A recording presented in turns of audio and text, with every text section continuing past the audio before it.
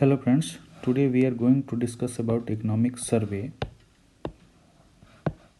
और जैसा कि ये फ़ोटो देख रहे हैं, ये हमारे फाइनेंस मिनिस्टर और ये सेकंड वन जो है हमारे चीफ इकोनॉमिक एडवाइज़र, इन्हीं के द्वारा कंप्लीट किया जाता है इकोनॉमिक सर्वे।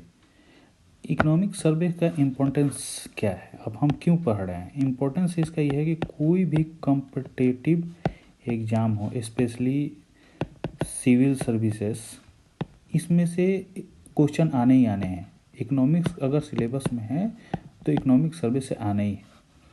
तो चैप्टर फर्स्ट हम आज डिस्कस करने वाले हैं। Before discussing chapter number first we will discuss about what is economic survey. Economic survey, अब इकोनॉमिक सर्वे क्या है? इकोनॉमिक सर्वे बेसिकली एक रिपोर्ट कार्ड है। ये रिपोर्ट कार्ड है जो प्रोवाइड कराता है all the detail static data covering all aspect of economy. Economy के जो भी बेसिक डाटा है वो उसका ये एक रिपोर्ट कार्ड है इकोनॉमिक सर्वे। ये हर साल बजट सेशन के फर्स्ट डे में प्रेजेंट किया जाता है फाइनेंस मिनिस्ट्री द्वारा। अब क्या है कि ये एक्सेप्शन इसका ये है कि जिस ईयर में अगर इलेक्शन है, इलेक्शन वाले ईयर में ये नहीं प्रेजेंट किया जाता है। वो जो नया गवर्नमेंट बनेगा वो जून या जुलाई, बेसिकली जुलाई में इकोनॉमिक सर्वे प्रेजेंट करता है। रेस्ट्रिक्शन इसके कुछ भी नहीं है। रेस्ट्रिक्शन के रिगार्डिंग देखें तो ये बाइंडिंग नहीं है, ये बाइंडिंग गवर्नमेंट पे नहीं है, ये जस्ट एक ट्रेडिशन चला आ रहा है। तो हम आज डिस्कस कर रहे हैं इकोनॉमिक सर्वे। अब एक क्वेश्चन और आता है, इकोनॉमिक सर्वे वर्सेस बजट, ये डिफरेंस क्या है? इकोनॉमिक सर्वे बेसिकली अगर आप देखें तो ये जो भी outlook and challenges of economy के हैं वो बताता है। जो भी चैलेंजेज आउटलुक इकोनॉमी के बताता है और उसके रिकमेंडेशन देता है रिफॉर्म के लिए। और बजट बेसिकली एक्सपेंडिचर और सेकंड जो हमारे इनकम है वो बताता है। ये हो गया इकोनॉमिक सर्वे और एक्सपेंडिचर। मतलब अगर देखा जाए मेनली तो ये प्लानिंग बताता है मेनली, और ये हमारा बताता है एक्सपेंडिचर और इनकम। अब हम पढ़ने वाले हैं चैप्टर फर्स्ट। तो जैसा कि हम देख सकते हैं ये चैप्टर फर्स्ट का नाम है state of economy recovery complete. इस चैप्टर में बेसिकली कोविड के बाद या कोविड के टाइम में कैसे कैसे कंट्री या जो भी फॉरेन कंट्री हैं, फॉरेन इकोनॉमी है, कैसे स्ट्रगल किए, उसे कैसे ओवरकम किए वो बताया गया है। और हमारी अभी प्रेजेंट टाइम में इकोनॉमी की क्या स्थिति है, क्या स्टेटस है वो बताया गया। तो जो मेन टॉपिक कवर किया गया है कि ग्लोबल इकोनॉमिक्स शॉक, इसमें ये बताया गया है कि जो ग्लोबली इकोनॉमी जो है वो शॉक लगा। उस शॉक मेनली 3 कारणों से लगा। एक फर्स्ट जो था पैंडेमिक आप जानते हैं पूरे वर्ल्ड में पैंडेमिक के कारण सारे इकोनॉमिक एक्टिविटी जो थे वो क्लोज हो गए, ऑलमोस्ट शट डाउन हो गए। उससे जैसे हम निकले, second one is Russian Ukraine conflict. इससे काफ़ी एशिया पे जो या अगर हम बात करें यूरोप का, तो यूरोप में नेचुरल गैस, जिससे कि इंडस्ट्री और सोशल लाइफ में डिस्टर्बेंस हुआ। थर्ड है फेडरल रिजर्व रिस्पॉन्स, ये अमेरिका द्वारा किया गया। इन्होंने क्या किया, एक सिंक्रोनाइज पॉलिसी रेट हाइक कर दिया वो कर्व करने के लिए इन्फ्लेशन से, जिससे क्या हुआ कि हमारे this led to widening the current account deposit. इससे क्या हुआ कि सीएडी हमारा इंक्रीज कर गया। अब इंक्रीज कर गया तो उससे इन्फ्लेशन हमारे जैसे कंट्री या जो भी डेवलपिंग कंट्री हैं उस पर काफ़ी इफेक्ट आया। मेनली ये तो हो गया ग्लोबली मेनली क्या 3 चीज़ें हमने पढ़ा। एक पेंडेमिक से क्या दिक्कतें हुई, रशियन कन्फ्लिक्ट और फेडरल रिजर्व, ये 3 प्रॉब्लम इकोनॉमिक सर्वे द्वारा आइडेंटिफाई किए गए। अब हमारे पास हमारे इकोनॉमी के रिगार्डिंग क्या दिक्कतें आई। हमारे इकोनॉमी में mainly two difficulty are there. First one is inflation, very high inflation. At once time 15% के आसपास इन्फ्लेशन हो गया था, और सेम इसके कारण करंट अकाउंट डिपॉजिट इंक्रीज हो गया हमारे यहाँ। एक डिस्कस इन्होंने इकोनॉमिक सर्वे में चैप्टर फर्स्ट में किया है, global economy battle through unique set of challenges. अभी लास्ट के डिकेड में, लास्ट के सेंचुरी में जो भी चैलेंजेस फेस करने पड़े हैं ग्लोबली इकोनॉमी के, जो था फर्स्ट टू वर्ल्ड वार में millions of people are died and destroyed. उसके बाद आया स्पेनिश फ्लू, ये भी एक पेंडेमिक का ही रूप, पेंडेमिक के जैसे ही पूरे स्पेनिश फ्लू बढ़ गया था। थर्ड आया ग्रेट डिप्रेशन। उसके बाद ईस्ट एशियन क्राइसिस जो गल्फ के साइड में हुआ था। फिर आता है, उसके बाद आता है pandemic include contraction of global output.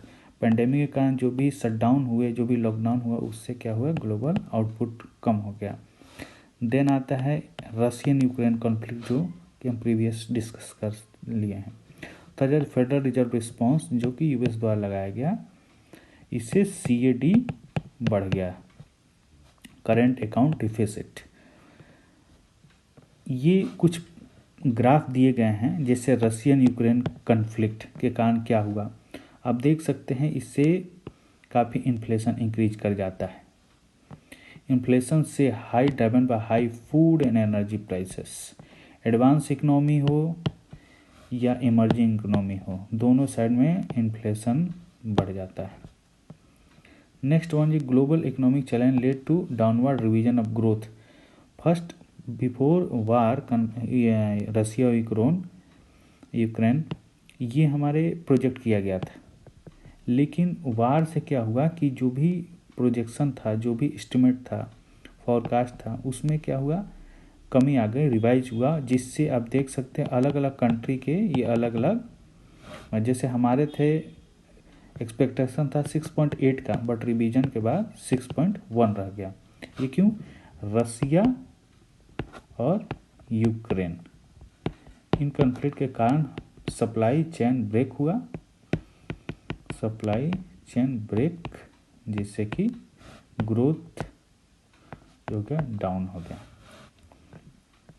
ये कुछ ग्लोबल कॉम्पिटिटिव इंडेक्स हैं जो आप इकोनॉमिक सर्वे अब अगर थॉरली पढ़ेंगे तो ये सारे मिलेंगे आपको।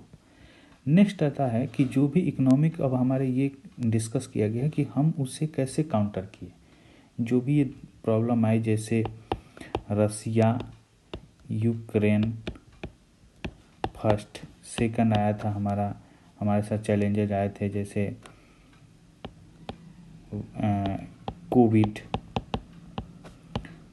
थर्ड, फेडरल बैंक के द्वारा पॉलिसी लाई गई यूएस, जिससे हमारा इंक्रीज हो गया CAD।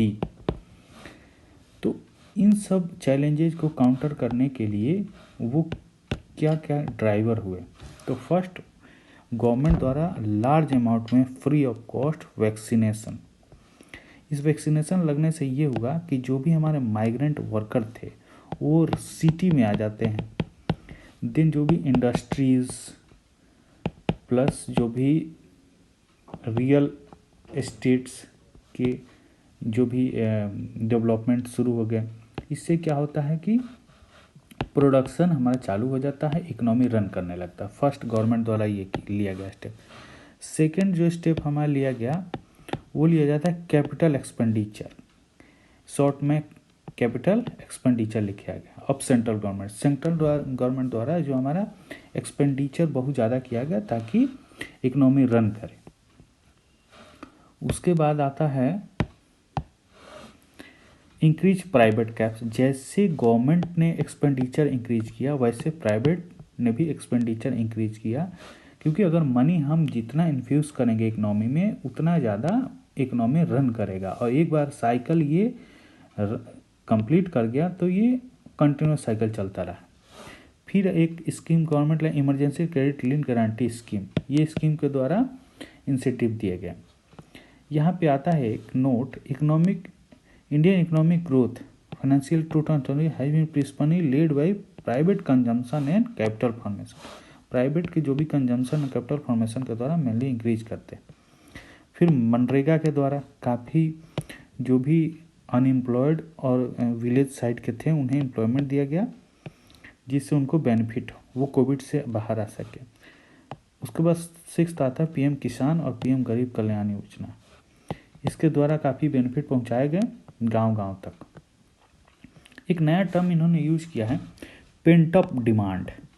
ये काफ़ी इंपॉर्टेंट है, एग्जाम के पॉइंट ऑफ व्यू से ऑब्जेक्टिव में आ सकते हैं। ये बोला कि phenomenon exhibit A local phenomenon influence by A rise in the share of consumption in disposable income. Since the share of consumption disposable income high in India, pandemic includes suppression of consumption build-up that must be greater requirement। कहना ये चाहता है कि ये जो pent up demand, ये एक local phenomena है जो डिमांड को इंक्रीज करता है। अब पेंडेमिक में क्या हुआ कि जो भी शटडाउन हो गए या मूवमेंट रेस्ट्रिक्ट कर गया, लॉकडाउन लगे, डिमांड डिक्रीज कर गया। बट ये हमारे यहाँ इंडिया में एक यूनिक चीज़ है, पेंड अप डिमांड, जिससे क्या होता है कि डिमांड इंक्रीज कर जाता है और डिस्पोजेबल और कंजम्पशन है डिस्पोजेबल इनकम कंजम्पशन हो जाता है, जिससे क्या होगा कि हमारे इंडस्ट्री को ग्रो करने में या रन करने में हेल्प मिलेगी। 8 है इनलार्ज कैपिटल बजट। जैसे बताया गया कैपिटल बजट, जैसे हमने डिस्कस किया था यहाँ पे, प्राइवेट कैपिटल या गवर्नमेंट एक्सपेंडिचर को इंक्रीज किया गया, उससे क्या हुआ सेंट्रल गवर्नमेंट प्राइवेट इंक्रीज किया, रेपिडली बीन डिप्लॉय, तो उससे जो इकोनॉमी हुआ फिर से हमारा डिप्लॉय हो गया। नेक्स्ट स्टेप है the banking sector in the India है रिस्पॉन्ड इन इक्वल मेजर। अब बैंकिंग सेक्टर ने भी इक्वल मेजर किया और डिमांड ऑफ क्रेडिट, इन्होंने क्रेडिट दिया जो भी एमएसएमईज हैं या इंडस्ट्रीज हैं। स्टूडेंट्स, मैं इस जो समरी है ये जस्ट समरी इसलिए बनाया ताकि ओवरव्यू आपको चैप्टर 1 का मिल जाए। आपको डिटेल पढ़ने के लिए जब चैप्टर 1 जाएंगे तो आपको ईजी हो गया इस समरी पढ़ने के बाद। जल्दी ही मैं सेकेंड चैप्टर लाऊंगा। प्लीज़ मेरे चैनल को लाइक एंड सब्सक्राइब जरूर करें, बेल आइकन को ऑन करें ताकि आपको नोटिफिकेशन सेकेंड चैप्टर का मिल जाएगा। Thank you.